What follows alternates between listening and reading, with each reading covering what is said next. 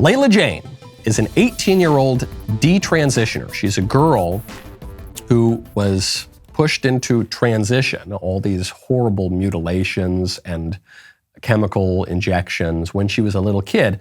Now she's 18, and she says she greatly regrets it, and she's suing her doctors. Here's her story. I really want to say that Put a pause right there. You can hear it right away. The people who tell you there are no long-term consequences, it's all totally reversible if a child starts to transition and then stops transitioning, it's no big deal. This girl's voice is quite deep, and it's going to be deep for the rest of her life, and there's nothing to change about that. This girl has aspects now in her body which are quite masculine because she was pushed into this as a kid, and there's no reversal for that, and someone has to be held accountable, as she says. I should have been allowed to change my sex before I could legally consent to have sex.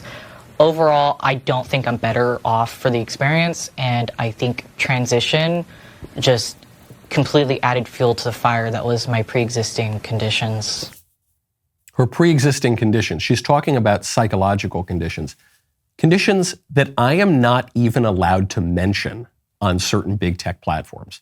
I am not even allowed to suggest that transgender identity has significant, let's say, overlap with other conditions, let's say. Am I allowed to say that? Can I say that one, censors? Layla's saying that. She's saying this happened to me and I wasn't treated for other conditions I had. I was treated as though I were really a boy, and now I deeply regret it. They did this to me before I was even legally allowed to consent to sex.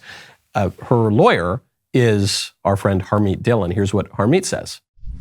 She was not given the mental health treatment necessary, and it was not disclosed to her family or to her that for example, teenage transitioners desist from transition at a 80 to 90% rate, that the majority of people who go through this regret it later on, that it wasn't a solution for her mental health problems, that many girls, in fact, most girls probably struggle with puberty. And so it is our position legally as a matter of law that informed consent was missing here, because is it impossible for a child to give informed consent, and it is impossible for parents who are not fully informed and with a child that was not properly treated to also give that consent. And Laura, an important point here is that, you know, you've had me on with our client Chloe Cole as well, and Kaiser doctors use the line on her and her parents, would you rather have a live son or a dead daughter? The exact same line was used in this case. So it appears to be a script that certain Kaiser doctors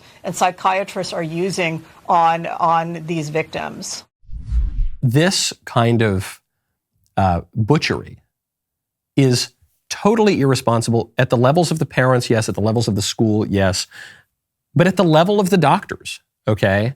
The doctors someone needs to be held responsible. And what you're going to hear from the squishes is, well, the doctors were just doing their jobs. Well, we shouldn't look, people should be free to choose whatever they want. Well, Layla's point is, I can't be free to choose whatever I want when I'm 13. I'm below the age of consent. Okay, and for these people whose job it is first to do no harm, to be making these life-altering decisions for me before I can consent, is deeply, deeply wrong.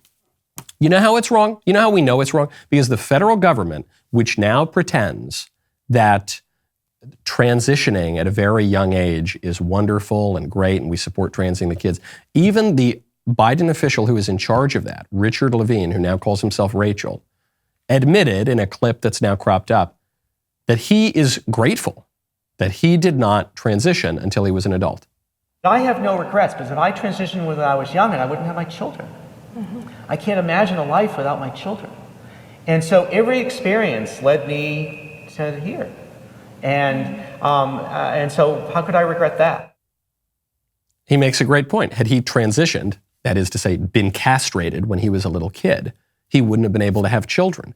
And for so many of these detransitioners, one of the most painful aspects of the regret is that they've been sterilized, that they've been castrated, that they won't be able to have kids. I look at my little kids. This is the greatest joy that I can imagine in this world, at least. And you don't think about that when you're 13, when you're 14, when you're going through puberty, when you're going through an awkward phase, when you've got some anxiety about your body, when your friends are all wrapped up in this bizarre fad of gender ideology and you're sucked into it.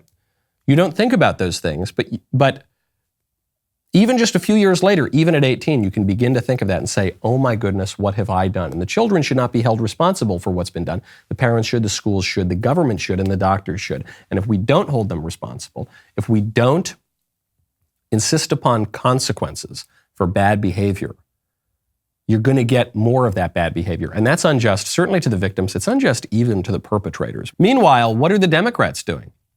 Well, we just got new information from a House Oversight Committee that another Biden has been taking money from communist China.